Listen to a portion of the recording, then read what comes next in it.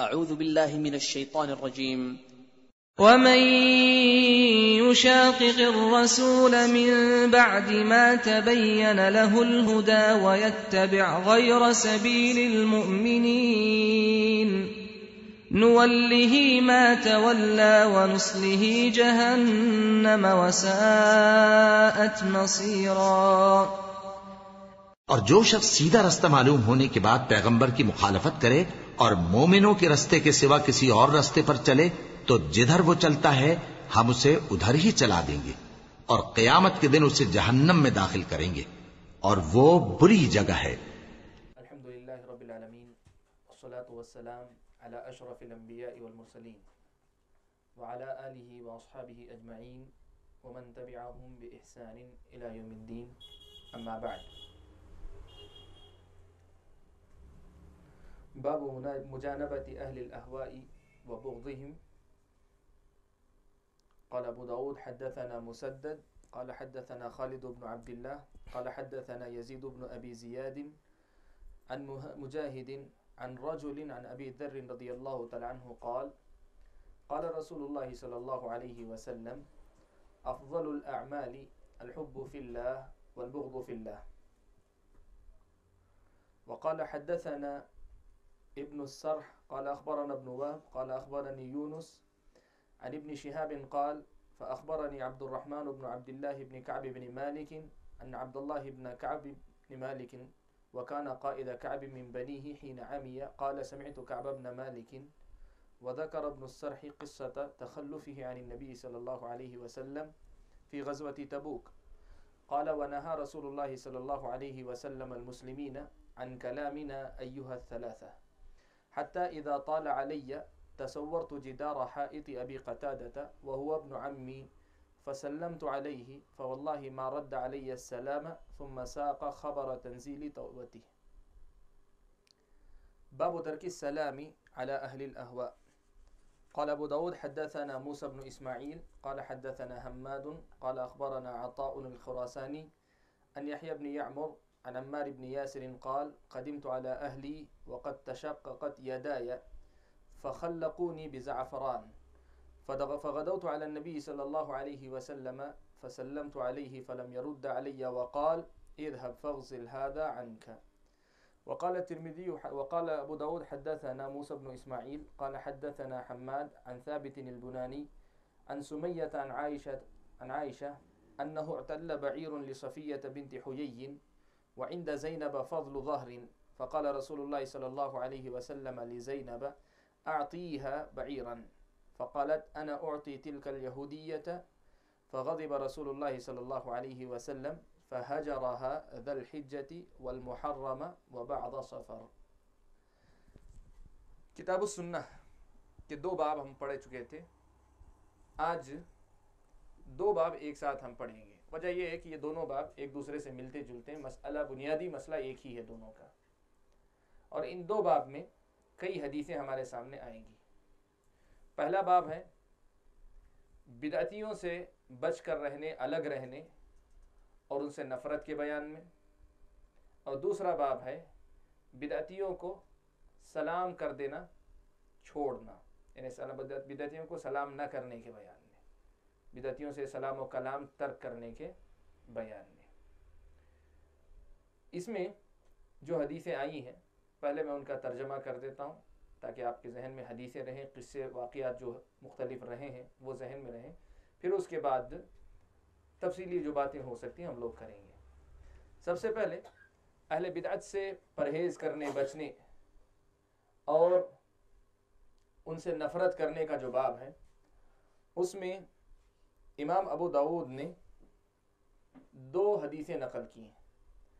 پہلی حدیث حضرت ابو ذر رضی اللہ تعالی عنہ کی، جس میں اللہ کے نبی صلی اللہ علیہ وسلم سے وہ روایت کرتے ہیں کہ اللہ کے رسول صلی اللہ علیہ وسلم نے فرمایا کہ اعمال میں سب سے افضل عمل اللہ کی خاطر محبت کرنا اور اللہ تعالیٰ کی خاطر نفرت کرنا ہے۔ دوسری حدیث حضرت کعب بن مالک رضی اللہ تعالیٰ عنہ کی ہے، جس میں انہوں نے غزوہ تبوک میں اپنے پیچھے رہ جانے کا قصہ ذکر کیا۔ معلوم ہے غزوہ تبوک میں صحابہ کی ایک بڑی تعداد، بلکہ سارے ہی صحابہ جو ہے میدان جنگ میں نکلے تھے، سب کے لیے نکلنا ضروری تھا، سوائے 3 مومن صحابہ کے اور منافقین کے۔ منافقین کی ایک جماعت تھی، وہ تو پیچھے رہ گئی اور جھوٹ بول کر وہ بچ بھی گئے دنیا کے معاملات سے۔ 3 صحابہ جو سچے مومن تھے، ان لوگوں نے جھوٹ بولنا گوارا نہیں کیا، اللہ کے نبی صلی اللہ علیہ وسلم کے حکم کی مخالفت کی، تو اللہ کے رسول صلی اللہ علیہ وسلم نے کیا کیا؟ لوگوں کو ان کا بائیکاٹ کرنے کا حکم دیا، مقاطعہ، قطع تعلق کرنے کا حکم دیا۔ کہتے ہیں حضرت کعب بن مالک کہ اللہ کے رسول صلی اللہ علیہ وسلم نے مسلمانوں کو ہم سے بات چیت کرنے سے منع کر دیا، ہم تینوں سے بات کرنے سے منع کر دیا، یہاں تک کہ جب یہ معاملہ طول پکڑا، جب کافی دن گزر گئے، کئی دن تک معاملہ طول پکڑا، کوئی مجھ سے بات نہیں کرتا تھا، تو میں ابو قتادہ کے گھر کی دیوار پھلانگ کر گیا، یا ان کے باغیچے کی دیوار پھلانگ کر گیا، دیوار کے پیچھے سے کود کر ان کے پاس پہنچا۔ وہو ابن عمی، بتاتے ہیں کہ ابو قتادہ جو ہے میرے چچا زاد بھائی تھے حضرت کعب کے۔ فسلمت علیہ، تو میں نے ان کو سلام کیا، فواللہ، بس اللہ کی قسم، ما رد علیہ السلام، انہوں نے میرے سلام کا جواب نہیں دیا۔ ثم ساق خبر تنزیل توبتی، کہتے ہیں اس کے بعد پھر انہوں نے اپنا پورا قصہ بیان کیا، جس میں آگے چل کر اللہ تعالیٰ نے ان کی توبہ قبول فرمائی تھی۔ یہ دوسری حدیث ذکر کی۔ اس کے بعد آج کا جو دوسرا باب ہے وہ ہے اہل بدعت کو سلام ترک کر دینے کے بیان میں، یعنی بدعتیوں کو سلام نہیں کرنا چاہیے، اس مسئلے کے بیان میں۔ اس میں امام ابو داؤد رحمۃ اللہ علیہ نے 2 حدیثیں نقل کی۔ پہلی حدیث حضرت عمار ابن یاسر رضی اللہ تعالیٰ عنہ کی، کہتے ہیں کہ میں اپنے گھر والوں کے پاس آیا اس حال میں کہ میرے ہاتھ پھٹے ہوئے تھے، معلوم ہے سردی سے یا دوسری کسی وجہ سے پھٹ جاتے ہیں، کسی بھی کئی ایک اسباب ہیں اس کے، ہاتھ پھٹے ہوئے تھے۔ فخلقونی بزعفران، تو ان لوگوں نے مجھے کیا کر دیا؟ زعفران کا لیپ لگا دیا، زعفران، اور زعفران جو ہے یہ عورتوں کی زینت کی چیز ہے۔ تو اللہ کے رسول صلی اللہ علیہ وسلم، فغدوت علی النبی صلی اللہ علیہ وسلم، کہتے ہیں زعفران لگانے کے بعد میں اللہ کے نبی صلی اللہ علیہ وسلم کے پاس گیا ملنے کے لیے، بات چیت کرنے، جیسے مجلس میں حاضری کے لیے۔ فسلمت علیہ، اور میں نے اللہ کے رسول صلی اللہ علیہ وسلم کو سلام کیا، فلم يرد علیہ، اللہ کے رسول صلی اللہ علیہ وسلم نے میرے سلام کا جواب نہیں دیا۔ وقال، اور آپ نے کہا، اذهب فاغسل هذا عنك، جاؤ اور یہ جو لگا ہوا ہے تمہارے ہاتھ پر، پہلے اسے دھو کر جو ہے ختم کرو۔ یہ پہلی حدیث ہے سلام نہیں کرنے کے جواب میں یا سلام کا جواب نہ دینے کے سلسلے میں۔ اور دوسری حدیث حضرت عائشہ رضی اللہ تعالیٰ عنہ کی ہے، کہتی ہیں کہ حضرت صفیہ بنت حیی بن اخطب، یہودی سردار، ان کی بیٹی حضرت صفیہ اللہ کے نبی صلی اللہ علیہ وسلم کی پاک بیوی، نبی اکرم صلی اللہ علیہ وسلم کی ازواج مطہرات میں سے۔ عائشہ کہتی ہیں کہ حضرت صفیہ کا جو اونٹ تھا اس میں کوئی عیب پیدا ہو گیا، کچھ بیمار ہو گیا، چل پھرنے مطلب ناکارہ ہو گیا اونٹ۔ اور حضرت زینب جو اللہ کے نبی صلی اللہ علیہ وسلم کی ایک دوسری بیوی، ان کے پاس اپنی سواری سے بڑھ کر ایک اور سواری تھی، اپنی ضرورت کی سواری سے بڑھ کر ایک اور سواری تھی۔ تو اللہ کے رسول صلی اللہ علیہ وسلم نے زینب سے کہا کہ تمہارے پاس یہ جو زائد سواری ہے، یہ سواری صفیہ کو دے دو، صفیہ کو دے دو۔ تو حضرت زینب نے کہا کہ میں اس یہودیہ کو دوں گی، اس یہودیہ کو دوں گی یہ، اس لیے کہ حضرت صفیہ کیا تھی؟ ایک یہودی کی بیٹی تھی، یہودی حضرت صفیہ جو ہیں وہ حیی بن اخطب جو یہودیوں کا سردار تھا اس کی بیٹی۔ تو کہا کیا میں اس یہودیہ کو دوں گی؟ تو اللہ کے رسول صلی اللہ علیہ وسلم غصہ ہوئے، اور حضرت عائشہ کہتی ہیں کہ حضرت زینب سے اللہ کے رسول صلی اللہ علیہ وسلم نے قطع تعلق کر لیا۔ کب تک؟ ذی الحجہ، ذی الحجہ کا پورا مہینہ، والمحرم، محرم کا پورا مہینہ، وبعد صفر، اور صفر کے مہینے کے بعض دن تک اللہ کے رسول صلی اللہ علیہ وسلم نے قطع تعلق کر لیا۔ یہ متعدد حدیثیں، ان میں سب سے پہلی جو حدیث ہے وہاں سے ہم بات شروع کرتے ہیں اور مسئلے کی وضاحت کرتے ہیں۔ اہل بدعت، باب مجانبت اہل الاہواء، اہل بدعت سے الگ رہنے کا بیان۔ اہل بدعت کون ہے؟ تو بدعت کی پہچان سے جو ہے اہل بدعت کی پہچان ہوتی ہے۔ بدعت کا تعارف بارہا آپ کے سامنے ہوا ہے یہاں بھی چونکہ درس میں آیا ہے ذکر تو مختصراً بتا دیتے ہیں کہ ہر وہ کام جس کی شریعت میں کوئی اصل نہ ہو، جس کی شریعت میں کوئی اصل نہ ہو، ایسا ہر وہ کام جو آدمی بغرض تعبد کرتا ہو، اللہ تعالیٰ کی عبادت کے طور پر یا اللہ تعالیٰ کی شریعت کی مشابہت اختیار کرنے کے لیے کرتا ہو، شریعت میں اس کی کوئی اصل نہ ہو، ایسا کام بدعت قرار پاتا ہے۔ بدعات اپنے اپنے درجے کی ہوں گی، کوئی کفر کے درجے کی بدعت ہوگی، کوئی اس سے کم تر درجے کی بدعت ہوگی، کوئی جو ہے اور کم تر درجے کی، جسے آپ چھوٹی بدعتیں کہتے ہیں کہ صغیرہ کہتے ہیں، حالانکہ بدعت کوئی چھوٹی نہیں ہوتی۔ حضرت عبداللہ ابن مسعود رضی اللہ تعالیٰ عنہ کا جو ہے اثر ہے، اور بعض اہل علم نے نقل کر کے اس کی روشنی میں مسئلہ بیان کیا ہے کہ بدعت جو ہے وہ گناہ کبیرہ سے بھی بڑی ہے، بدعت جو ہوتی ہے وہ گناہ کبیرہ سے بھی بڑے درجے کا گناہ ہوتا ہے۔ تو لیکن بدعات فی نفس ہی چھوٹی بڑی ہو سکتی ہیں، گناہ جو ہے بھائی سے گناہ سب گناہ ہے، سب اللہ کی نافرمانی، لیکن اس میں کچھ گناہ بڑے کچھ گناہ چھوٹے ہو سکتے ہیں، تو بدعات کا بھی یہی معاملہ ہے۔ اور چھوٹی سے چھوٹی بدعت بھی جو ہے، جیسے میں نے نقل کیا بعض اہل علم نے حضرت عبداللہ ابن مسعود کے ایک اثر سے یہ بتایا کہ وہ جو گناہ کبیرہ سے بڑی ہے بدعت کا درجہ۔ تو بدعتی جو آدمی ہوتا ہے اس سے بچ کر رہنے کے بیان میں یہ باب آپ کے سامنے ذکر کر رہے ہیں۔ اس میں جو حدیث امام ابو داؤد نے نقل کی ہے کہ سب سے پہلی حدیث کہ سب سے افضل عمل اللہ کی خاطر محبت کرنا اور اللہ تعالیٰ کی خاطر نفرت کرنا، یہ روایت ضعیف ہے، سند کے اعتبار سے یہ روایت ضعیف ہے، جس میں یہ الفاظ ہیں کہ سب سے افضل عمل اللہ کی خاطر محبت کرنا اور اللہ تعالیٰ کی خاطر نفرت کرنا، یہ روایت ضعیف ہے، اس میں ایک راوی مجہول ہے، روایت ضعیف ہے۔ البتہ یہ جو مسئلہ ہے اس مسئلے میں صحیح حدیثیں کئی ایک ہیں، الفاظ میں تھوڑی سی تبدیلی کے ساتھ، جیسے مشہور اور معروف اور صحیح حدیث ہے، اللہ کے رسول صلی اللہ علیہ وسلم نے فرمایا اوثق عر الایمان الحب فی اللہ والبغض فی اللہ، کہ ایمان کے کڑے جو ہیں، ایمان کے جو کڑے ہیں ان میں سب سے مضبوط کڑا جو ہے اللہ کی خاطر محبت کرنا اور اللہ کی خاطر نفرت کرنا۔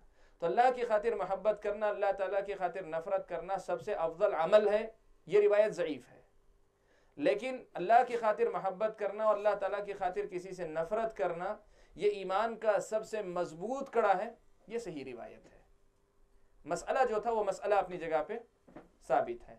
یہاں سب سے پہلے یہ مسئلہ آپ کے سامنے سمجھا دیتے ہیں کہ اللہ کی خاطر محبت کرنے کا مطلب کیا ہے اور اللہ کی خاطر نفرت کرنے کا مطلب کیا ہے۔ آدمی جو محبت کرتا ہے اس کے اسباب کئی ہوتے ہیں، یا تو نفس کا میلان ہے، مائل ہونا، نفس مائل ہوتا ہے۔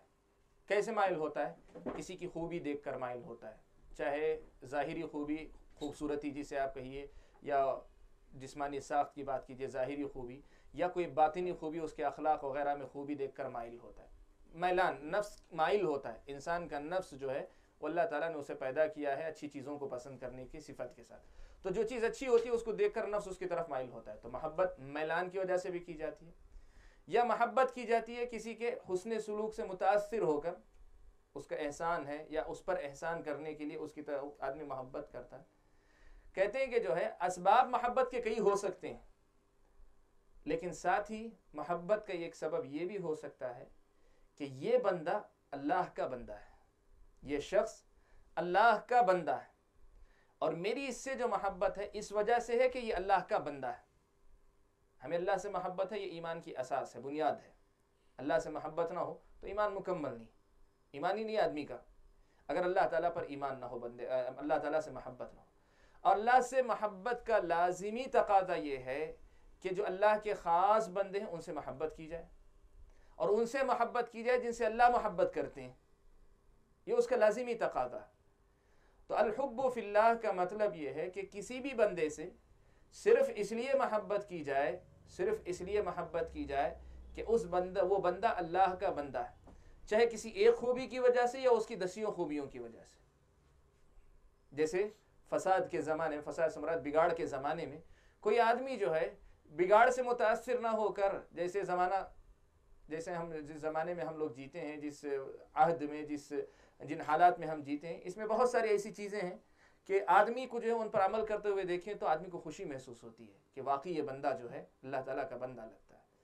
بہت سے کام آپ دیکھیں، اب تو خیر اللہ کا فضل و کرم ہے، داڑھی اوڑیوں کا جو رواج الحمدللہ اللہ تعالیٰ نے جو ہے مطلب ترقی دی ہے، لیکن ماضی قریب میں وہ صورتحال تھی کہ داڑھی والی صورتیں یا تو بوڑھے نظر آتے تھے یا علماء میں سے کچھ، وہ بھی پورے نہیں، علماء میں سے کچھ نظر آتے. لیکن الحمدللہ اب ویسے کسی زمانے میں آپ کسی جو ہے پوری داڑھی رکھ لے، کوئی فطری داڑھی کو رکھے ہو، کوئی نوجوان نظر آئے تو آدمی کیا کرتا ہے، فطری طور پہ اس سے محبت کرتے، چاہت اس کی دل میں پیدا ہوتی. تو چھوٹی مثال میں نے دی، ایمان اور متعلقات ایمان ان میں سے کسی بھی سبب کی وجہ سے اگر محبت کرتا ہے تو یہ اللہ کی خاطر محبت کرنا ہوا. اور اللہ کی خاطر نفرت کرنے کا مطلب یہ ہوا کوئی آدمی کیا کرتا ہے، ذاتی نقصانات کی مجھ میں ناراض ہوں کسی وجہ سے، نفس میرا اس کی طرف مائل نہیں ہوتا، نفس اس سے جو ہے گھبراتا ہے، کیوں؟ یا تو اس سے مجھے نقصان پہنچائے، یا اس کے اندر کوئی خرابی ہے، یا اس کی صورت شکل اچھی نہیں ہے، یا جو بھی کئی اسباب ہو سکتے ہیں. ان سب اسباب کی وجہ سے کسی کو ناپسند کرے تو وہ کوئی بات نہیں ہے، یعنی وہ کوئی کمال کی بات نہیں. اصل ناپسندیدگی کرنے کی بات یہ ہو کہ وہ اللہ تعالیٰ کا نافرمان بندہ ہے. اور آزمائش کب ہوتی ہے پتہ ہے؟ ایک آدمی ایسا ہے بالکل ایمان کی خاطر محبت جو کرنا اس کے بلّہ آدمی اس وقت ہوتی ہے کہ ایک آدمی جو ہے صورت شکل کا بہت برا نظر آتا ہے، کوئی اچھی صورت نہیں ہے اس کی، ٹھیک ہے، خاندان اور اس کا کوئی اونچے خاندان کا آدمی نہیں ہے، لیکن ایمان والا بندہ ہے. آپ کے دل میں اس کی محبت اگر ہے تو یہ پہچان ہے کہ اللہ کی خاطر آپ کی محبت ہے. اس کے بالمقابل ایسا بھی ہو سکتا ہے آپ کا اپنا قریبی رشتہ دار ہوگا، آپ کا اپنا اٹھنے بیٹھنے والا، آپ کا تجارتی سب کچھ، آپ کا سب کچھ ہوگا، لیکن اس کے اندر بہت سی گناہ ہیں، بہت سے غلطیاں ہیں. ایسی صورت میں اگر آپ کے دل میں اس کی ساری خوبیوں کے باوجود دنیاوی اعتبار سے جو ہے، لیکن ایمان سے متعلق معاملات میں اس کی کمزوری یا دوری یا اس کے خلل کی وجہ سے اتنی آپ کے اندر نفرت اگر ہوتی ہے تو اس کا مطلب یہ ہوا کہ اللہ تعالیٰ کی خاطر آپ کی اس سے نفرت ہے. تو اللہ کی خاطر محبت کرنا اور اللہ تعالیٰ کی خاطر نفرت کرنا یہ ایک مسئلہ ہے. اس مسئلے کو جو باب سے متعلق حدیث ہے اس میں بتایا یہ روایت ضعیف ہے، جو صحیح روایت تھی اللہ کے رسول صلی اللہ علیہ وسلم نے تعبیر کیا کہ اوثق عر الایمان، ایمان کا سب سے مضبوط کڑا. اور یہی اصل میں جو ہے ہمارے اس موضوع سے کتاب السنہ سے اس کی کیا مناسبت ہے سمجھاتا ہے. عرا کہتے ہیں، عروتن کی جمع ہے، عروتن کہتے ہیں کڑا. کڑا اگر آپ سمجھنا چاہیں تو دیکھیں لوہے کا ایک کڑا ہوتا ہے، اسے کیا کرتے ہیں، لکڑی سے کہیں لکڑی میں گڑا ہوا ہوتا ہے، کبھی دیوار میں جو ہے گڑا ہوا رہتا ہے، اس سے کیا کرتے ہیں، رسی سے باندھ دیتے ہیں، جانور کو باندھ دیتے ہیں. یا تو کھوٹا ہوتا ہے زمین میں گڑا ہوا، لکڑی کا کھوٹا یا میخ لگایا جاتا ہے، بڑی سی میخ جو ہوتی، یا کھوٹا نہ ہو کر کڑا ہوتا ہے، حلقہ. جیسے آج بھی جو ہے پرانے جو نئی عمارتوں سے چھوڑ کر ذرا جو قریوں کے طرف اگر آپ دیکھیں گے، اگر مولڈ کا گھر اگر ہو تو اس میں بھی کیا کرتے ہیں، کڑا لگا دیتے ہیں لوہے کا. کیوں؟ کوئی بھی چیز لٹکانے کے کام آئے گی، وہ لازمی ہے، تعمیر کا حصہ. اس کو کہتے ہیں کڑا.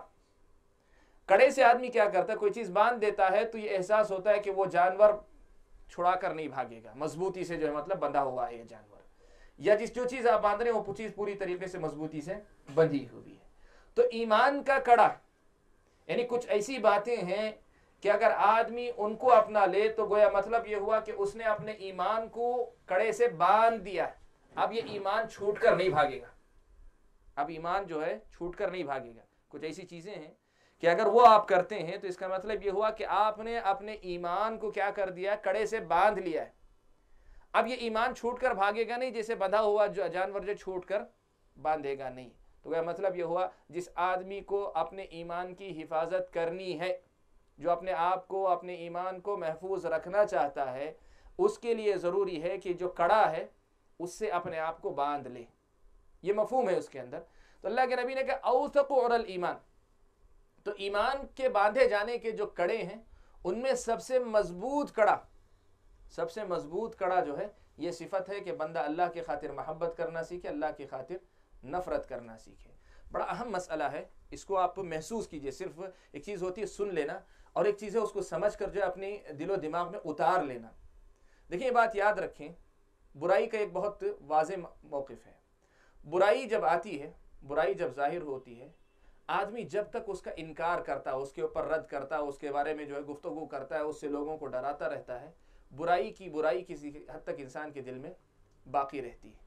لیکن اگر وہی برائی جو ہے آدمی خاموشی اختیار کر لے، صرف آپ اپنے نفس میں دیکھ سکتے ہیں. چھوٹی مثال، کوئی ساتھی آپ کا سگریٹ پیے، سگریٹ حرام ہے، آپ کو پہلے دن جو نفرت ہوگی اگر آپ روزانہ اسے ٹوکتے رہیں تو شاید وہ باقی بھی رہے، لیکن اگر آپ نے جو ہے مطلب اسے پہلے دن نہیں ٹوکا، دوسرے دن، تیسرے دن، چوتھے دن، ایک ہفتہ کافی ہے مثال دینے کے لیے، ایک ہفتے کے بعد آپ اپنے دل کی کیفیت کا اندازہ لگائیے.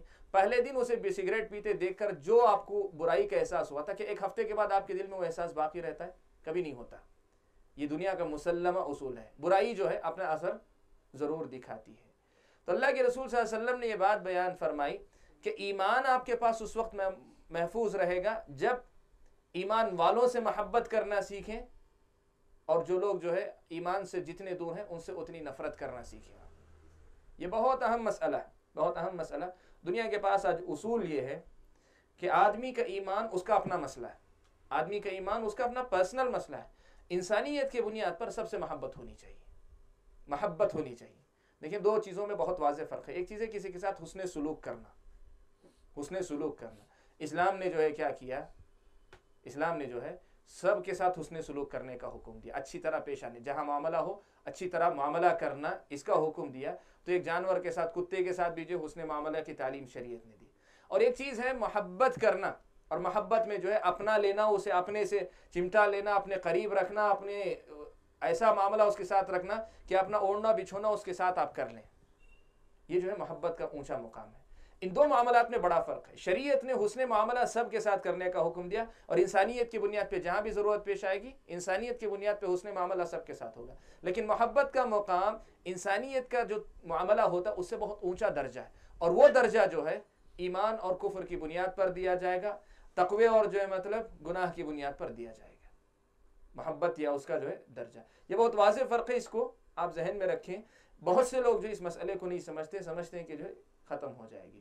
تو یہاں جو باب ہمارے پاس ہے اس میں یہ بات بیان کی گئی ہے کہ اہل بدعت جو ہوتے ہیں، اہل بدعت، ان سے جو ہے آدمی کو بچ کر رہنا چاہیے، اس سے آدمی کو بچ کر رہنا چاہیے. ایک مسئلے کی وضاحت کر دوں. یہاں مثال کے لیے جو باتیں نقل کی گئی ہیں، جو واقعات، دو تین قصوں جو نقل کیے گئے، یہ جو ہے بدعت والی باتیں نہیں ہیں، یہ گناہ ہیں. جیسے حضرت کعب بن مالک میدان جنگ سے پیچھے رہ گئے.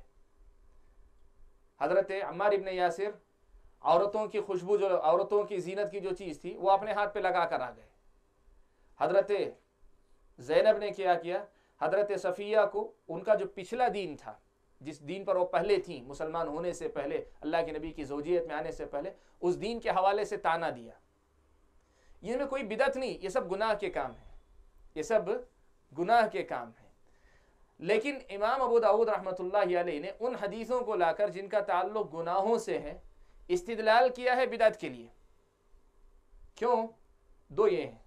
ایک تو پہلی بات یہ ہے کہ بحیثیت گناہ معصیت کے ناحیے سے بدعت خود بھی اس کا ایک حصہ ہے. نافرمانی کی ایک شکل ہے بدعت، نافرمانی کی ایک شکل ہے بدعت، خود بھی جو ہے نافرمانی کی ایک شکل ہے. ایک تو یہ مسئلہ ہے.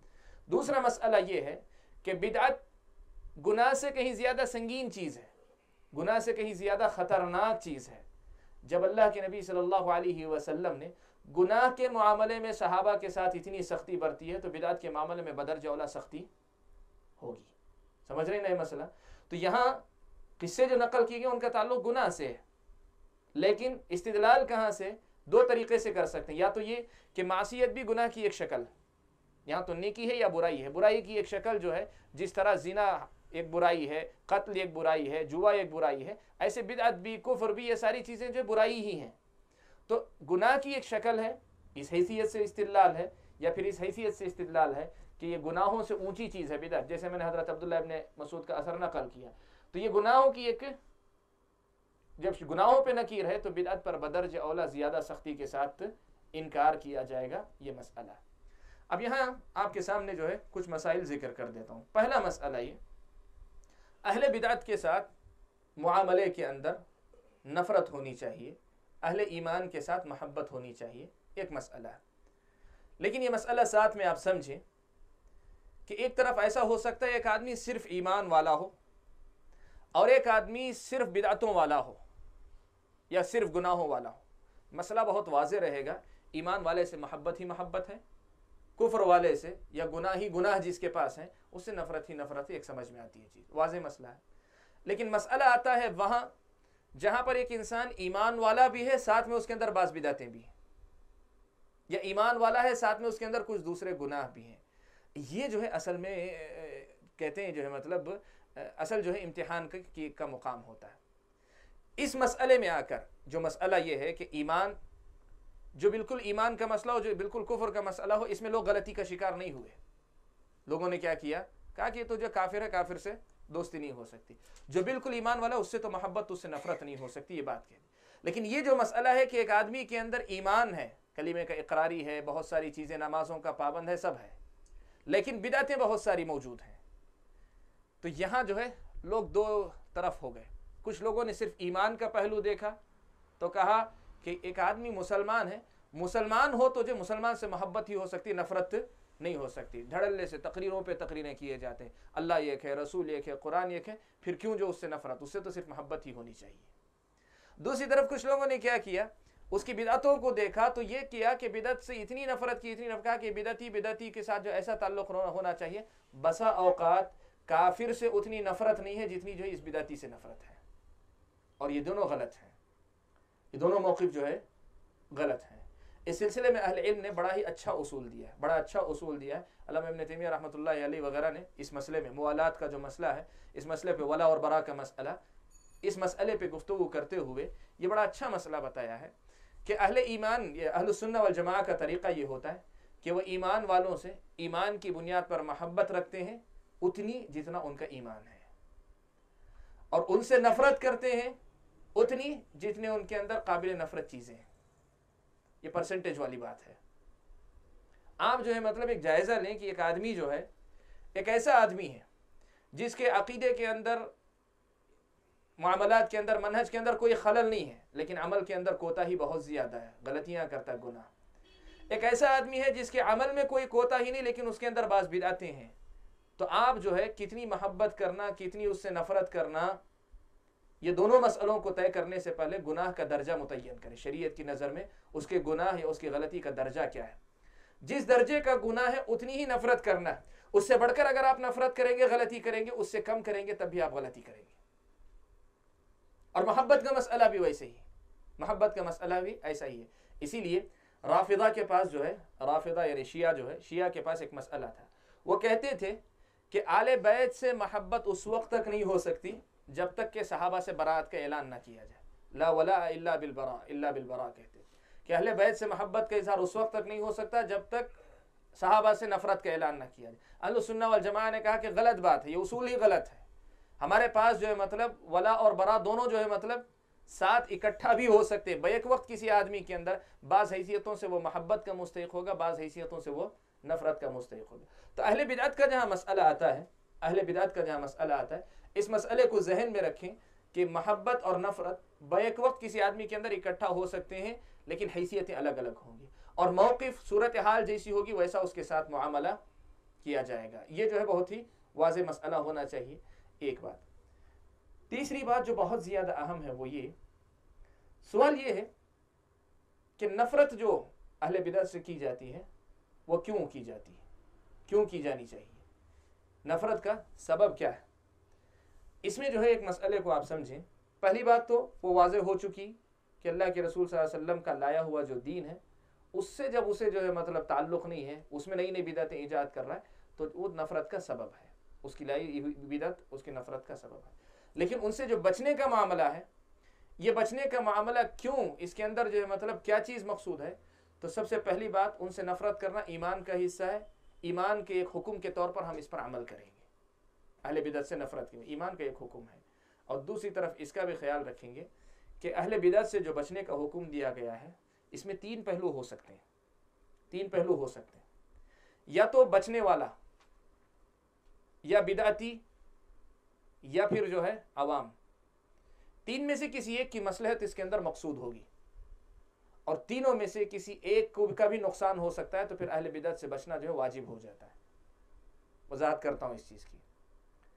بدعتی عالم ہے، بدعتی عالم ہے، میں اگر اس کے پاس بیٹھوں گا یا اس کی لکھی ہوئی کوئی کتاب پڑھوں گا، اس کی تقریر سنوں گا، تو یہ ڈر ہے کہ میں جو ہے اس کی بدعت سے متاثر ہو جاؤں اور میں بھی جو ہے میرے دل کے اندر بھی شبہات وغیرہ پیدا ہو جائے. یہ اگر مسئلہ ہو تب پھر یہ کہا جائے گا کہ ایسی بدعتی سے بچنا جو ہے بچنے والے کے حق میں کی مصلحت ہے، اس کی خاطر اسے بچنا چاہیے، اس کی خاطر اسے بچنا چاہیے. اور یہ مسئلہ بھی سمجھا چکا ہوں اس سے پہلے کہ آدمی کہہ سکتا ہے ٹھیک ہے میں عالم ہوں، مجھے اللہ کا فضل و علم ہے، میں پڑھتا ہوں، مجھے سننے میں کیا جاتا ہے. تو اہل علم کا طریقہ یہ رہا ہے کہ بدعت پر رد کرنے، اس کی وضاحت کرنے کے لیے جتنی ضرورت ہوتی اتنی بات لیتے ہیں اگر ضرورت ہوتی، ورنہ وہ شوق کے طور پر کبھی جو ہے علم والے ہونے کے باوجود بھی بدعتیوں کی بات نہیں سنا کرتے تھے. سبب کیا؟ اس سے پہلے ذکر کے امام زہری کا اثر آپ کے سامنے، کہتے تھے کہ مجھے تو اس کا ڈر، زہری صاحب علم کا سمندر میں ہمیشہ کہتا ہوں، تو کہا کہ مجھے ڈر اس کا ہے کہ کہیں ایسا نہ اس کی کوئی بات میرے دل میں گھر کر جائے، میرے لیے فتنے کا باعث بن جائے. سلف اتنا ڈرا کرتے تھے. تو یہ یا تو جو بچنے والا ہے، سننے والا، اس کی مصلحت ہوگی، یا بدعتی سے بچنے میں جو ہے جو بدعتی ہے اس کی مصلحت ہوگی، اس کا فائدہ ہوگا. کیوں؟ اللہ محفوظ رکھے، کوئی بدعتی عالم ہے فرض کریں، آپ اگر جا کر اس کے درس میں بیٹھتے رہیں گے، اس کی تقریریں سنیں گے، تو یہ اس کی ہمت افزائی ہے، وہ اپنی بدعت پہ اور مضبوط ہوگا، کہے گا کہ لوگ جو ہے میری بات کو قبول کر رہے ہیں.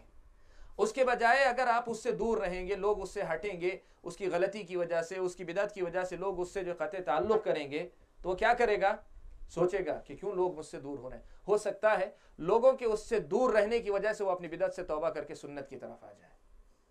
تو کبھی کیا ہوتی ہے، جو بدعتی ہے اس کی مصلحت مقصود ہوتی ہے. اور کبھی تیسرا فائدہ ہوتا ہے کہ عوام بدعتی کے سدھرنے کی کوئی توفیق نہیں ہے، اور جو آدمی ہے وہ بھی اچھے علم والا ہے اور وہ جا کر بیٹھ رہا ہے اس کی گمراہیاں سن کر اس کی وضاحت کرنے کے لیے، لیکن اس کا ڈر ہے کہ اس آدمی کو دیکھ کر، مثال کے طور پر یہ علم والا جا کر بیٹھنے والا علم والا ہے، وہ جا کر بیٹھ کر سنے گا تو ٹھیک ہے، وہ اپنے اللہ کے دیے ہوئے علم کی روشنی میں صحیح اور غلط کی تمیز کر سکتا ہوگا. لیکن بہت سے عوام بھی تو ہوتے ہیں، وہ سوچتے ہیں جب مولانا ہی بیٹھے ہوں تو ہم کیوں نہ بیٹھیں، جب مولانا سن سکتے ہیں تو ہم بھی بیٹھیں گے، ہم بھی سن سکتے ہیں. یہ سوچ کر جائیں گے تو اس میں کیا ہو جائے گا، آپ جا رہے ہیں، آپ ہو سکتا ہے اس کے فتنے سے بچ کر نکل آئیں، اللہ بچا لے، اللہ نے جو علم دیا اس کے ذریعے، لیکن ہو سکتا ہے کہ آپ کو دیکھ کر جو عوام گئی وہ فتنے میں مبتلا ہو جائے. تینوں میں سے کوئی نہ کوئی مصلحت ہوگی. اور یہ بات یاد رکھیں، تینوں میں سے کسی ایک کا بھی امکان نظر آیا تو بدعتی کے پاس بیٹھنا، بدعتی کی بات سننا حرام ہے، جائز نہیں ہے. اس کی کتاب پڑھنا، اس کی تقریر سننا، اس کی مجلس میں جانا، اس کی مسجد میں جانا، ایسی جگہ جمعہ پڑھنا، یہ سارے مسائل جو ہے اسی سے جڑے ہوئے ہیں کہ بدعتی کی بات سننا جو ہے، ان تینوں میں سے کوئی ایک بھی جو ہے ہو سکتا ہے، تینوں میں سے کوئی ایک بھی ہو سکتا ہے. اور خاص طور پہ تو اپنے نفس پر جو ہے آدمی کو ہمیشہ ڈرتے رہنا چاہیے، اس لیے کہ ایمان کا تعلق جو ہے صرف علم سے نہیں ہے، ایمان کا تعلق صرف علم سے نہیں، علم کے ساتھ ساتھ اللہ تعالیٰ کی توفیق سے ہے. آدمی اگر اپنے ایمان کی قدر نہ کر کے اپنے ایمان کو خطروں میں مبتلا کرتا رہے گا، اللہ تعالیٰ کہیں ناراض ہوئے، اس میں سے کسی خطرے کا، فتنے کا شکار کروا دیے، تو پھر تو برباد ہو گیا انسان کو اپنے ایمان کی فکر کرنی چاہیے، اپنے علم پر اعتماد کرتے ہوئے کہ نہیں بہت علم والا ہوں، میں جو ہے جا کر اس میں شریک ہوں گا تو میرا کچھ نقصان نہیں بگڑے گا. یہ جو ہے مطلب اس کی کم فہمی ہوگی. تو تینوں میں سے کسی کا بھی فائدہ مقصود، کسی کا بھی جو ہے نقصان ہو سکتا ہو کسی بھی طرح، چاہے وہ سننے والے کا یا بدعتی کا نقصان ہو سکتا ہو یا عوام کا نقصان، جیسے بتایا تینوں میں سے کسی کا بھی نقصان ہو سکتا ہو، تو پھر بدعتی کے پاس بیٹھنا یا اس کی بات سننا یہ حرام ہو جائے گا. یہ بنیادی جو ہے کچھ مسائل تھے جن کا ذکر میں نے مناسب سمجھا. اب ذرا جو ہے جو حدیثیں ہمارے سامنے ہیں، جو حدیثیں ابھی ہمارے سامنے ہیں، ان پر ہم لوگ جو ہے مطلب روشنی ڈالتے ہیں، دیکھتے ہیں کہ اس میں کیا کیا مسائل تھے. سب سے پہلی بات اللہ کے رسول صلی اللہ علیہ وسلم کی حدیث تھی، جسے میں نے کہا وہ سند کے اعتبار سے ضعیف ہے، اس کے مقابلے میں دوسری زیادہ صحیح ہے کہ اوثق علی الایمان الحب فی اللہ والبغض فی اللہ. ایمان کا سب سے مضبوط کڑا اللہ کی خاطر محبت کرنا، اللہ تعالیٰ کی خاطر نفرت کرنا. تو میں نے جو بات بیان کی کہ آدمی خود نقصان اٹھا سکتا ہے، آدمی کو جو بدعتی کو نقصان پہنچا سکتا ہے، آدمی عوام کو نقصان پہنچا سکتا ہے اگر بدعتیوں کے ساتھ تعلقات رکھا، ان کے ساتھ اٹھا بیٹھا. تو اس تفصیل کے بعد اب پھر وہ عبارت پڑھیے اوثق علی الایمان، ایمان کا سب سے مضبوط کڑا. یعنی آدمی اپنے آپ کو بچانا چاہتا ہے تو کون سے کڑے سے باندھ لے اپنے آپ کو؟ بدعتیوں سے نفرت کرنے والا جو کڑا ہے اس سے اپنے آپ کو باندھ لے، بدعتیوں سے بچنے والا جو کڑا ہے اس سے اپنے آپ کو. خود بدعتی کے ایمان کی حفاظت کرنا چاہتا ہے، اس کے لیے بھی طریقہ یہ ہے کہ اس سے جو ہے دوری اختیار کرے. اور اگر عوام کے ایمان کا تحفظ کرنا چاہتا ہے اس کے لیے بھی ضروری یہ ہے کہ وہ جو اللہ کی خاطر محبت کرنا اور اللہ کی خاطر نفرت کرنا سیکھے. الحب فی اللہ والبغض فی اللہ، یہ اوثق عرى الایمان ہے. ایک بات. دوسری جو حدیث ہے اس میں حضرت کعب بن مالک کا قصہ نقل کیا گیا. اس میں معاملہ کیا تھا؟ اللہ کے رسول صلی اللہ علیہ وسلم کا حکم تھا کہ سب لوگ میدان جنگ میں نکلیں گے. کعب بن مالک رضی اللہ تعالیٰ عنہ، ہلال ابن امیہ اور مرارہ بن ربیع، یہ تینوں کے تینوں صحابی. کعب بن مالک، ہلال ابن امیہ اور مرارہ بن ربیع، یہ تینوں کے تینوں انہوں نے کیا کیا؟ بغیر کسی عذر کے جنگ سے پیچھے رہ گئے، یہاں تک کہ اللہ کے نبی میدان جنگ سے واپس بھی آ گئے. منافقین تھے، جھوٹ بول کر بچ گئے. یہ لوگ جو ہے اللہ کے رسول صلی اللہ علیہ وسلم کے سامنے جا کر سچ بولے کہ ہمارے پاس کوئی عذر نہ تھا، بغیر عذر کے ہم پیچھے رہے. تو یہ اللہ کے رسول کی نافرمانی تھی. اللہ کے نبی نے کہا تھا سب کو نکلنا ہے، یہ لوگ میدان میں نہیں نکلے تھے اور نہیں نکلنے کے لیے ان کے پاس کوئی معقول عذر نہیں تھا. تو اللہ کے رسول صلی اللہ علیہ وسلم نے ان سے قطع تعلق کرنے کا حکم دیا، تعلقات کو منقطع کرنے کا حکم دیا. اور تعلقات کس حد تک منقطع ہوئے؟ سلام تک لوگ نہیں کرتے تھے. اور اس حد تک منقطع ہوئے کہ یہ سلام کرتے تو لوگ سلام کا جواب تک نہیں دیتے. آپ کو معلوم ہے سلام کرنا صحیح قول کے مطابق جو ہے یہ مستحب ہے، لیکن سلام کا جواب دینا یہ واجب ہے. یہ سلام کا جواب دینا واجب ہے، یعنی گنہگار ہوگا اگر نہیں دیتا ہے. تو اللہ کے رسول صلی اللہ علیہ وسلم کے صحابہ نے جو ہے اللہ کے رسول کے حکم سے یہ کیا کہ ان کو جب سلام کیا جا رہا تھا تب بھی انہوں نے جو ہے کیا کیا؟ جواب نہیں دیا. اب یہاں ایک مسئلے کی وضاحت کر دیتا ہوں. مشہور حدیث ہے، صحیح حدیث ہے، آپ سب جانتے ہیں. اللہ کے رسول صلی اللہ علیہ وسلم نے بات بیان فرمائی، لا يهجر اخاه فوق ثلاث، لا يحل لمسلم ان يهجر اخاه فوق ثلاث. کسی مسلمان کے لیے حلال نہیں ہے کہ وہ اپنے بھائی کو 3 دن سے زیادہ جو ہے اس سے قطع تعلق کرے. 3 دن سے زیادہ قطع تعلق کرے یہ جائز نہیں. یہاں یہ بات بیان کی جا رہی ہے، مسئلہ یہ سمجھایا جا رہا ہے. دیکھو دنیا کے معاملات جو ہوتے ہیں، دنیاوی معاملات میں اگر کسی سے ناراضگی ہو جاتی ہے، لڑائی ہو جاتی ہے، کوئی بات ہو جاتی ہے، تو اس میں آپ کو اختیار دیا گیا ہے کہ آپ چاہیں تو جو ہے زیادہ سے زیادہ 3 دن تک قطع تعلق کریں. 3 دن کے بعد اگر آپ اس سے بات نہیں کریں گے، اسے سلام نہیں کریں گے، بہت گہری محبت نہیں، سلام کلام کے حد تک اگر تعلق پھر نہیں جوڑیں گے آپ گنہگار ہوں گے. یہ جو ہے دنیا کے معاملات میں. لیکن دین کے معاملے میں جو قطع تعلق ہوتا ہے، دین کی خاطر جو اہل بدعت سے جو قطع تعلق ہوتا ہے، یہ اس کی کوئی حد نہیں ہے. اس کی کوئی حد نہیں ہے. اس کا تعلق علت سے ہے. علت کا مطلب ہوتا ہے سبب سے ہے. جس سبب کی وجہ سے اس سے قطع تعلق کیا گیا، جب تک وہ سبب ختم نہیں ہوگا اس وقت تک اس سے قطع تعلق کیا جا سکتا ہے. بسا اوقات ایسا ممکن ہے، بسا اوقات ایسا ممکن ہے، اللہ کی خاطر جو نفرت ہوتی ہے اس کی بات ہے. بسا اوقات ایسا ممکن ہے کہ پوری زندگی بات نہ کی جائے. حضرت عبداللہ ابن عمر رضی اللہ تعالیٰ عنہ کا ایک بیٹا تھا. ان کو اس نے جو ہے مطلب حضرت عبداللہ ابن عمر نے کہا کہ جو ہے اللہ کے رسول صلی اللہ علیہ وسلم نے کہا کہ اللہ کی بندیوں کو تم جو ہے مسجد جانے سے نہ روکو. تو اس نے جو ہے کہا کہ نہیں، ہم لوگ روکیں گے، ہم لوگ روکیں گے. ان کی سمجھ میں جو آیا انہوں نے کہا، اللہ حضرت عبداللہ ابن عمر نے کہا کہ میں اللہ کے رسول کی حدیث بیان کر رہا ہوں اور تم جو ہے یہ کہہ رہا ہو آج کے بعد میں تم سے بات نہیں کروں گا. بعض سوانح نگاروں نے نقل کیا کہ بقیہ زندگی میں حضرت عبداللہ ابن عمر نے بات نہیں کی، صرف اس کی وجہ سے. تو اللہ کی خاطر جو نفرت ہوتی ہے، محبت ہوتی ہے، اس کا اس حدیث سے کوئی تعلق نہیں. وہ حدیث جس میں 3 دن کی بات کہی گئی ہے وہ دنیاوی معاملات میں، دنیا کے جو اپنے معاملات ہوتے ہیں اس میں اونچ نیچ ہوتی ہے اور ہونا ایک طبیعی امر ہے. اونچ نیچ اگر دنیاوی معاملات میں ہو تو اس میں 3 دن زیادہ سے زیادہ، کم سے کم کی کوئی حد نہیں. چاہے تو آپ دوسرے لمحے بات کریں، یہ اچھی چیز ہے. اپنے دل کی جو تکلیف ہے اسے دبا کر آپ دوسرے لمحے اس سے بات کر لیں، یہ بہت اچھی چیز ہے. لیکن دین کے معاملے میں مسئلہ جو ہے علت سے جڑا ہے. دیکھیں حضرت کعب بن مالک سے جو نفرت تھی یا اللہ کے رسول صلی اللہ علیہ وسلم نے قطع تعلق کی جو بات کہی تھی وہ کیا ہو گئی؟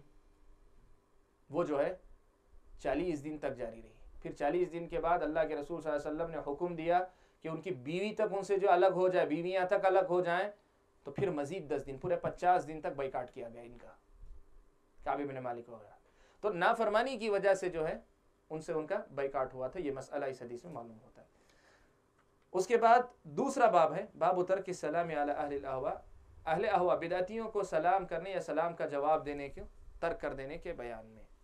یہ مسئلہ جو ہے سلام کرنے یا سلام کا جواب دینے کا جو مسئلہ ہے، اس مسئلے کا تعلق بھی اسی سے ہے کہ نفرت جرم جس درجے کا ہوگا اس کے ساتھ قطع تعلق کی نوعیت بھی اسی درجے کی ہوگی. جتنا ایمان ہوگا اس سے تعلق اتنا ہی جوڑا جائے گا. یہاں دو حدیثیں نقل کی ہیں جس میں سلام اور کلام یعنی سلام اور بات چیت دونوں کا جو تذکرہ ہے. کیسے ہیں؟ پہلی حدیث حضرت عمار ابن یاسر کا قصہ اس میں ہے. ہاتھ پھٹ گئے تھے تو اس کے علاج کئی ہو سکتے تھے، لیکن گھر والوں نے کیا کیا؟ زعفران لگا دیا. اور زعفران جو ہے عرب کے معاشرے میں یہ عورت کی زینت ہے، عورت کی زیب و زینت کا ذریعہ ہے. تو زعفران اگر لگا لیا تو مردوں کے لیے عورتوں کی زیب و زینت کی چیز استعمال کرنا جائز نہیں ہے. مردوں کے لیے عورتوں کی زیب و زینت کی چیز استعمال کرنا جائز نہیں ہے. اب انہوں نے زعفران استعمال کر لیا تھا تو اللہ کے رسول صلی اللہ علیہ وسلم کے پاس گئے اور سلام کیا تو اللہ کے رسول صلی اللہ علیہ وسلم نے جواب نہیں دیا. اللہ کے رسول صلی اللہ علیہ وسلم نے ان کا جواب نہیں دیا. اس سے معلوم ہوا کہ گنہگار غلطی کرنے والے آدمی کی تأدیب کے لیے، ادب سکھانے کے لیے اس کو جو ہے مطلب سلام چھوڑا جا سکتا ہے، سلام اس سے چھوڑا جا سکتا ہے. ایک بات. اور دوسری بات یہ کہ اللہ کے رسول صلی اللہ علیہ وسلم نے سلام نہ کرنے کے بعد ایک بات اور کہی، کہا کہ اذهب فاغسل هذا عنك، جاؤ اور جا کر یہ پہلے دھو لو، یہ پہلے دھو لو. یہاں سے ایک اور مسئلہ مستنبط ہوتا ہے. وہ مسئلہ یہ ہے کہ اہل بدعت سے قطع تعلق کا یہ مطلب بھی نہیں ہے کہ بات بالکل کرنا حرام ہے، ایسی بات بھی نہیں. بس اوقات لوگ ایک اور غلطی کرتے ہیں، ایک آدمی کے اندر غلطی دیکھتے ہیں فوراً اس سے قطع تعلق کر لیتے ہیں، اسے بتاتے بھی نہیں کہ اس کی غلطی کیا ہے. حالانکہ کبھی ایسا ہوتا ہے کہ اس کی امید رہتی ہے کہ آپ کے بتانے اور سمجھانے سے وہ آدمی اس گناہ کو ترک کر دے.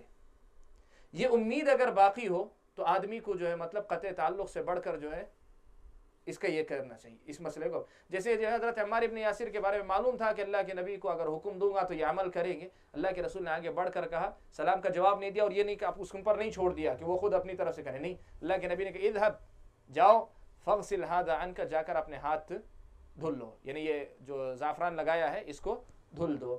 تو یہاں سے یہ مسئلہ مستنبط کیا گیا کہ ضرورت پڑنے پر جو آدمی اس کا اہل ہے، قابل ہے، وہ آدمی اہل بدعت کے ساتھ گفتگو کر سکتا ہے، اہل بدعت کو مسائل سمجھا سکتا ہے اگر اس کی امید ہو کہ وہ واپس آ سکتے ہیں، سمجھ سکتے ہیں.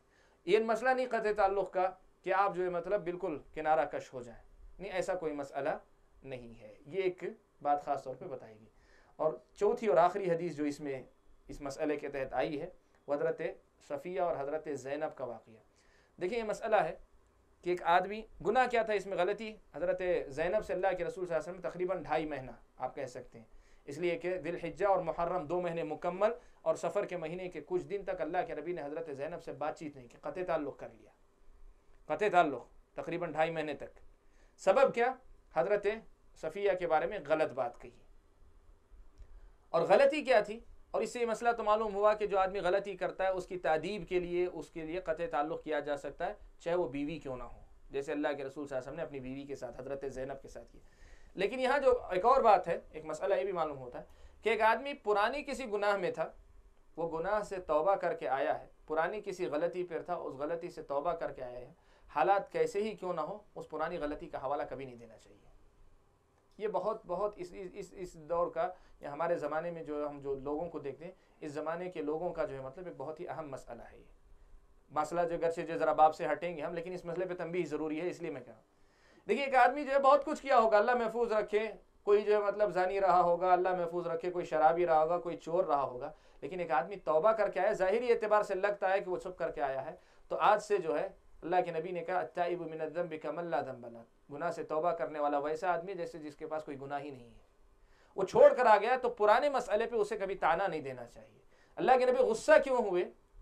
حضرت صفیہ کو یہودیہ کہا، وہ یہودیہ تھیں، اب نہیں ہیں، تھیں وہ اللہ کے نبی کے پاس آنے سے پہلے یہودیہ تھیں، سب کو معلوم ہے، لیکن آنے کے بعد تو اب نہیں نہ ہیں. اور ان کا پہلے ہونا اسلام لانے کے بعد وہ کوئی تانا دینے کا سبب نہیں، کوئی عیب نہیں ہے ان کے لیے، وہ کوئی عیب نہیں ہے ان کے لیے. لیکن حضرت زینب کی زبان سے جو جملہ نکلا اس سے لگا کہ یہ ان کا کوئی عیب ہے. اللہ کے رسول صلی اللہ علیہ وسلم نے ان کی تربیت کی خاطر یہ معاملہ ان کے ساتھ فرمایا. تو یہ مسئلہ بھی جو ضمناً بات آئی کہ کسی کو اس کے گناہ کے حوالے سے جو مطلب کبھی تانا نہیں دینا چاہیے، کبھی اس کے گناہ کے حوالے سے اس کو تانا نہیں دینا چاہیے، خاص طور پہ جب وہ توبہ کر کے جو ہے آدمی صحیح ہو چکا ہو. تو یہ ایک خاص مسئلہ تھا جو سمجھ میں.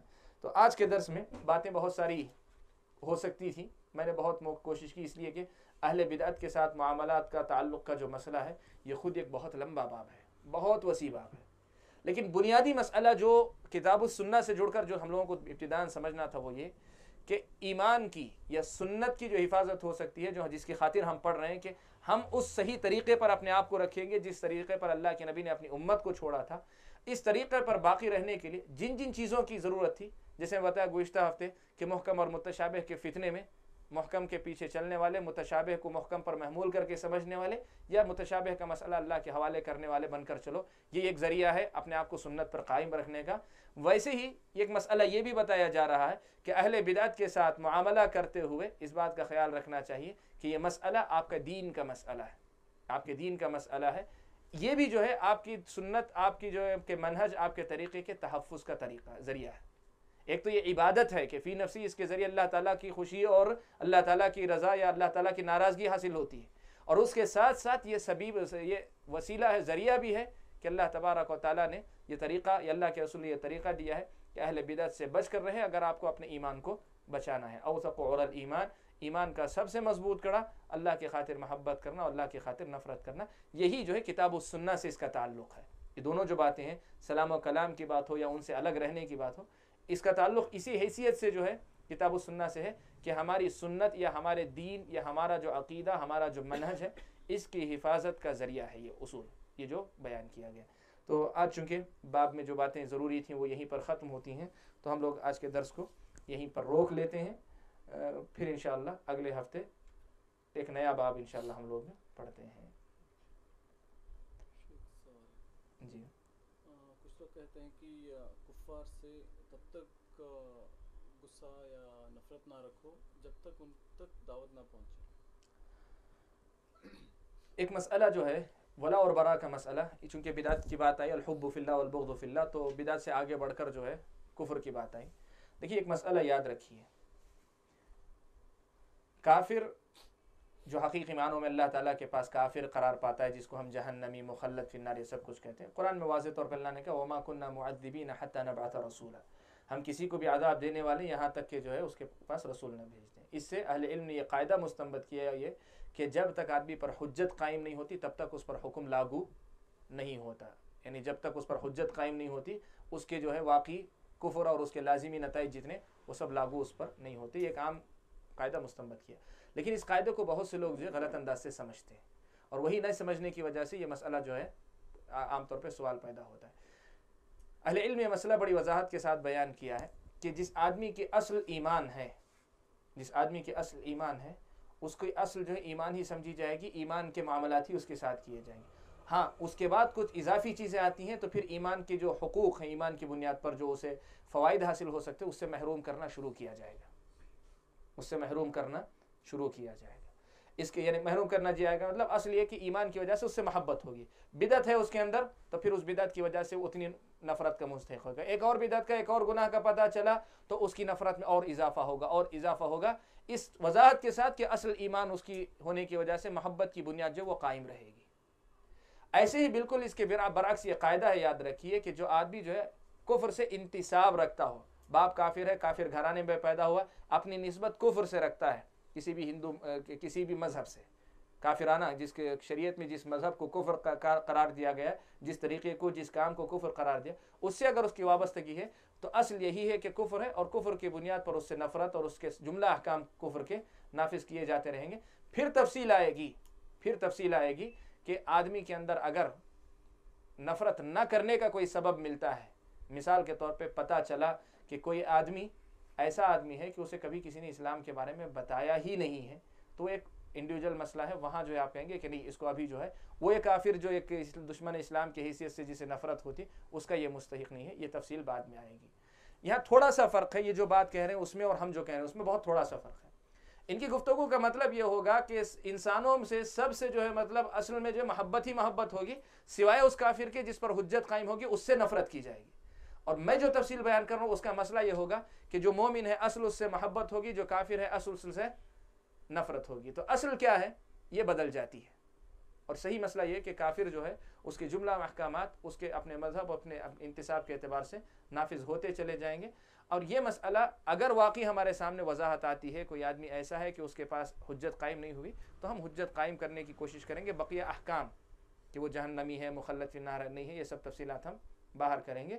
اب رہا ہو سکتا ہے کہ یہ اشکال رہتا ہے کہ ٹھیک ہے بہت سے ایسے لوگ ہو سکتے ہیں نا کہ جو ہے کفر سے انتساب رکھتے ہیں لیکن اسلام کی دعوت ان کے پاس نہیں پہنچی، تو یہ مسئلہ اللہ تعالیٰ کے حوالے ہے، اس لیے کہ ہم نہیں جانتے زمانے میں دنیا میں اسلام اتنا جو ہے اس کا بول بالا ہے، اس کا نام ہے، کہ اصل یہی ہے کہ ہر آدمی کو اسلام کے بارے میں سنا ہوا ہونا چاہیے۔ اسی لیے علماء نے اس حدیث سے جس میں اللہ کے رسول صلی اللہ علیہ وسلم نے جو ہے استعمال کیا کہ اللہ کے رسول صلی اللہ علیہ وسلم نے کہا کہ ما من یہودی ولا نصرانی، یعنی جو بھی یہودی نصرانی جو ہے مطلب سمع بی، میرے بارے میں سنتا ہے، پھر ثم مات ولم یؤمن بالذی ارسلت بی، پھر اس حال میں مر جاتا ہے کہ اس پیغام پہ ایمان نہیں لایا جس کو دے کر میں بھیجا گیا ہوں، الا کان من اصحاب النار، مگر یہ کہ وہ جہنمی ہوگا۔ تو اہل علم نے کہا کہ اگر اسلام کے بارے میں کوئی سن لیتا ہے، ضروری نہیں کہ کوئی جا کر اس کے اوپر پوری تفصیل کے ساتھ حجت قائم کرے، اگر وہ اسلام کے بارے میں سن لیتا ہے لیکن وہ جو ہے اپنی لاپرواہی کی وجہ سے، اپنی عدم دلچسپی کی وجہ سے، یا جو ہے ہٹ دھرمی کی وجہ سے اگر وہ یہ روگردانی کرتی ہے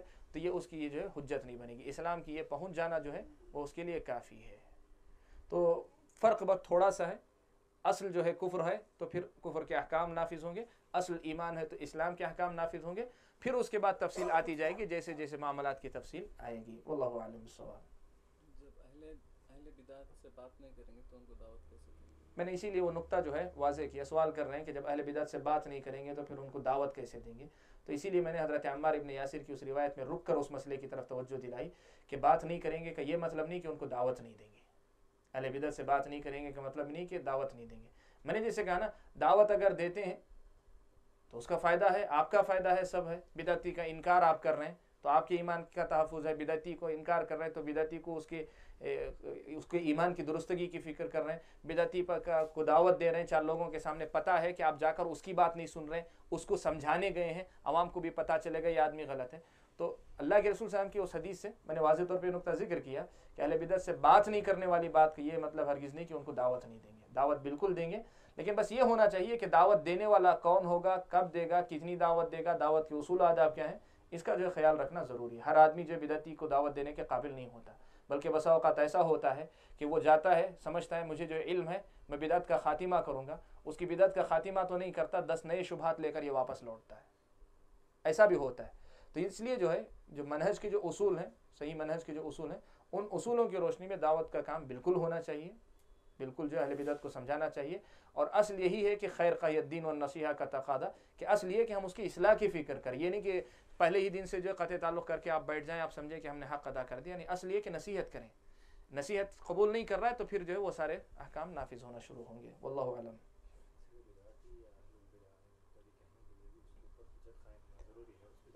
بدعتی کے تعلق سے یہ حکم لگانا کہ یہ بدعتی ہے، یہ بدعتی ہے، کیا اس پر حجت قائم ہونا ضروری ہے؟ اس میں تفصیل ہے، اس میں تفصیل ہے۔ جہاں تک اس کو جو ہے تکفیر کے مسئلے سے جڑ کر علماء سمجھاتے کہتے ہیں کہ تکفیر اور تبدیع جو ہے ایک ہی باب ہے، تکفیر کے تعلق سے کہتے ہیں، اور وہی اصول اہل بدعت کے تعلق سے کہ تکفیر مطلق جسے کہتے ہیں کہ جو آدمی ایسے کرے گا وہ بدعتی ہے، جو آدمی یہ کہے گا وہ بدعتی، جو اس مسئلے پہ عمل کرے گا وہ بدعتی، یہ تکفیر مطلق یا تبدیع مطلق کہتے ہیں اس کو، مطلقاً کسی پر بدعتی ہونے کا حکم لگانا، اس کے لیے حجت قائم کرنے کا کوئی مسئلہ نہیں۔ لیکن معین پر، کسی متعین شخص پر، کہ مثال کے طور پہ عبداللہ نامی فلاں شخص بدعتی ہے، یہ حکم لگانے کے لیے، ایک متعین شخص پر حکم لگانے کے لیے اس پر حجت قائم کرنا ضروری ہے۔ ایسے ہی جس فرقے کے بارے میں جو ہے مطلب معروف ہے کہ وہ فرقہ جو ہے اس کے سامنے جو بارہا مسائل واضح کرنے کے باوجود وہ فرقہ اپنی کسی بدعت پر جمع ہوا ہے، تو مجمل حکم آپ دے سکتے ہیں کہ یہ جو اس فرقے سے تعلق رکھنے والے بدعتی ہیں۔ البتہ اس فرقے سے تعلق رکھنے والا یہ عبداللہ بدعتی ہے، اس فرقے سے تعلق رکھنے والا یہ عبد الرحمن بدعتی ہے، تو یہاں حجت قائم ہونا اس پر ضروری ہے۔ یا یہ تأکد کر لینا کہ جو فرقے کے تعلق سے بات ہے کہ اس فرقے تک دعوت پہنچی ہے لیکن وہ قبول نہیں کیا ہے، یہ بات کیا جو ہے افراد کے اندر بھی ہے۔ بسا اوقات ایسا ہوتا ہے کہ مجمل فرقہ جو ہے وہ بدعتی کہلاتا ہے، لیکن اس کے بعض افراد جو ہے مطلب بدعتی کے حکم ان پر نہیں لگتا ہے۔ یہ ہے تفصیل اس کے اندر۔ واللہ اعلم۔ جب تک جو ہے حجت قائم نہیں ہوتی تب تک ترک سلام وغیرہ کی بات، یہ جو ہے مطلب 2 درجوں میں ہے، 2 درجوں میں۔ ایک جو ہے مطلب ترک سلام وغیرہ کی جو بات ہے، اگر آپ کی اپنی حفاظت کی بات، میں بتایا نا 3 درجے ہیں اس کے، 3، یا تو آپ کی اپنی حفاظت مقصود ہے، یا جو ہے بدعتی کی ہے، یا جو ہے عوام کی۔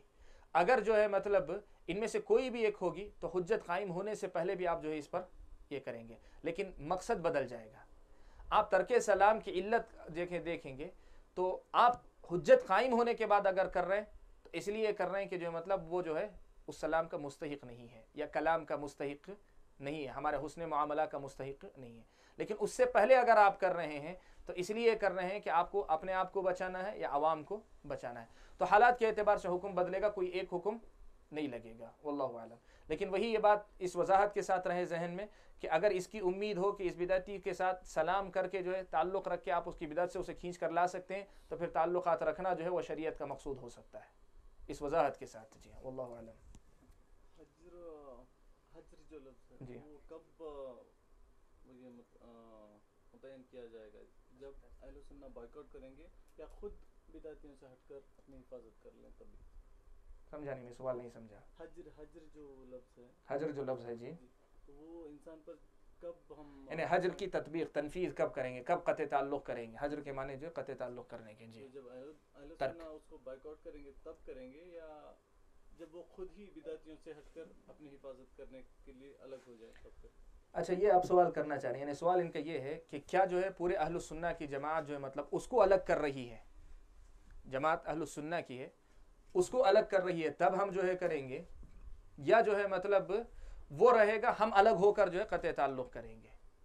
یہ جو مسئلہ ہے اس میں جو ہے مطلب تفصیل ہے، اس میں تفصیل ہے.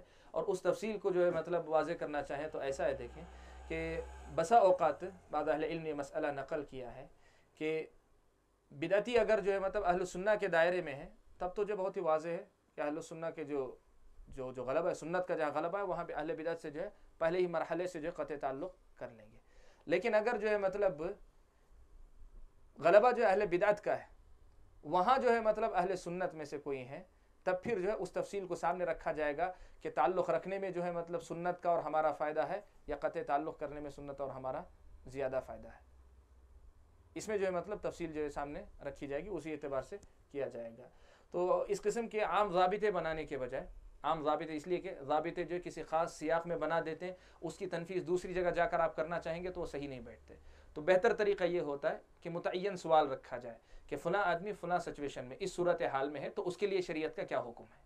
یعنی آپ قاعدے مت لیں، اس قسم کے قاعدے بنانا شروع کرتے ہیں تو عام طور پہ کیا ہوتا ہے، قاعدے بنانے والے کے علم کا قصور ہوتا ہے کبھی، اور کبھی کیا ہوتا ہے کہ قاعدہ بنانے والا اپنی علم کی روشنی میں ایک قاعدہ بناتا ہے لیکن سمجھنے والا اس کے معنی کو کچھ اور سمجھتا ہے.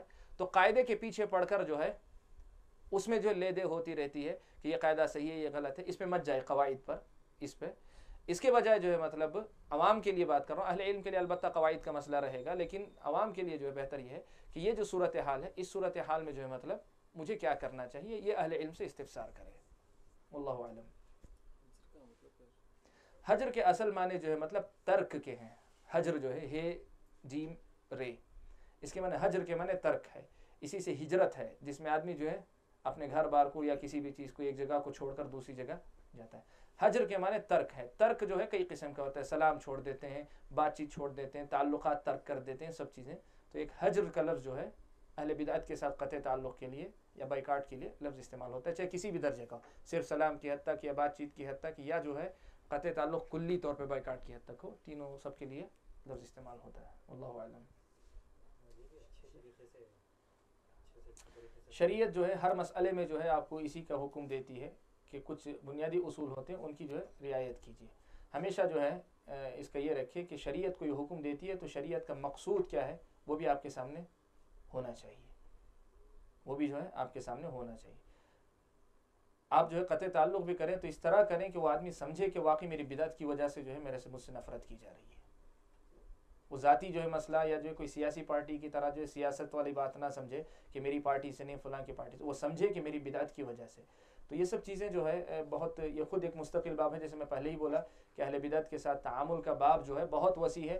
اس کی باریکیاں اگر جائیں گے تو بہت آئیں گی، لیکن یہاں کتاب السنہ میں جو بنیادی نقطہ تھا وہ یہ نقطہ ہے صرف کہ ایمان کے تحفظ کے لیے اہل بدعت سے بچنا جو ہے یہ ضروری ہے. یہ بس نقطہ تھا، اسی لیے ہم لوگ زیادہ تفصیل میں گئے بھی نہیں. اس میں کچھ اردو الفاظ کے جی حجت، یہ اصطلاحی لفظ ہے. حجت قائم کرنا، حجت کے معنی دلیل کے ہیں، عربی میں حجت دلیل کو کہتے ہیں. یعنی حجت قائم کرنے کا مطلب یہ ہوتا ہے کہ بات اس کو سمجھا دیں اور آپ کو جو ہے مطلب یہ واضح ہو جائے یہ بات آپ کے سامنے کہ بات اس کی سمجھ میں آ گئی ہے. جیسے وہ خود زبان سے کہے کہ میں تمہاری بات سمجھ تو گیا ہوں لیکن میں قبول نہیں کروں گا. تو اس کا مطلب یہ ہوا کہ دلیل اس تک پہنچ گئی اور حجت قائم کر دی گئی. یعنی اللہ تعالیٰ کے پاس جائے گا تو یہ نہیں کہہ سکے گا کہ مجھے معلوم نہیں, وہ کہے گا کہ مجھے معلوم تھا لیکن میں نے قبول نہیں کیا.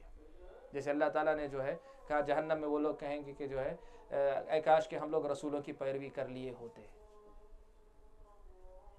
اے کاش کہ ہم لوگ رسولوں کی پیروی کر لیے ہوتے. یعنی مطلب یہ کہ رسول تو آ گئے ہمارے پاس, سمجھ میں آ گئی, لیکن خلل کہاں تھا, ہم نے پیروی نہیں کی.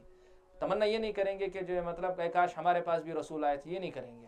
رسول آئے تھے معلوم ہے, ہم نے رسولوں کی بات قبول نہیں کی. تو اس پوزیشن میں آ جائیں جہاں یہ سمجھ میں آ جائے کہ پیغام واضح ہو چکا ہے, تو اس کو کہتے ہیں حجت قائم ہونا.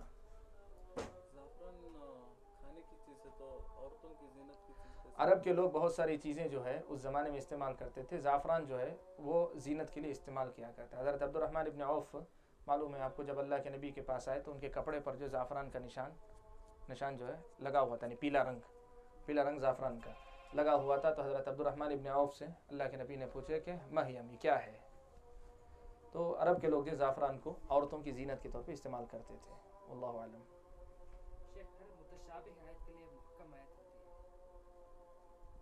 یہ اصل مسئلہ متشابہ سے مراد کیا ہے اس پر ڈیپینڈ ہے کہ ہر متشابہ کے لیے کیا محکم آیت ہوتی ہے.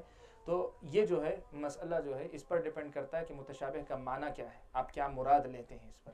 اگر منسوخ لیتے ہیں تو ناسخ یا تو آیت ہوگی یا صحیح قول کے مطابق حدیث بھی ہو سکتی ہے. تو یہاں کہیں گے ہر متشابہ کے لیے محکم ہوگی. اور اگر آپ متشابہ کا معنی جو ہے غیب کی کچھ باتیں, غیب کی وہ باتیں جن کا علم اللہ تعالیٰ نے نہیں دیا ہے, یہ اگر لیتے ہیں تو پھر اس کے لیے محکم نہیں ہوگی. اس کے لیے محکم جو بات ہے وہ یہ کہ یؤمنون بالغیب, وہ ایمان غیب پر ایمان لاتے ہیں, ایسی بات جو ہے مطلب ہوگی. تو ہر متشابہ کے لیے محکم ہوگی کیا, تو یہ جو ہے متشابہ کا معنی متعین کرنے پر موقوف ہوگی. اور اسی لیے میں نے ایک طریقہ بتایا کہ متشابہ کے تعلق سے ہمارا طریقہ کیا ہونا چاہیے, یا تو محکم پر محمول کر کے محکم کا معنی لیں ہم, یا دوسرا آپشن بھی ہے وہ کہ کہیں کہ متشابہ کا علم اللہ کے حوالے کر دیں, ہم محکم پہ عمل کر کے نکل جائیں گے. واضح ہے نا بات؟ بس کرتے ہیں. واللہ تعالی اعلم. سبحانک اللہم و بحمدک اشہد ان لا الہ الا انت استغفرک و اتوب الیک. تبارك الذي نزل الفرقان على عبده ليكون للعالمين نذيرا.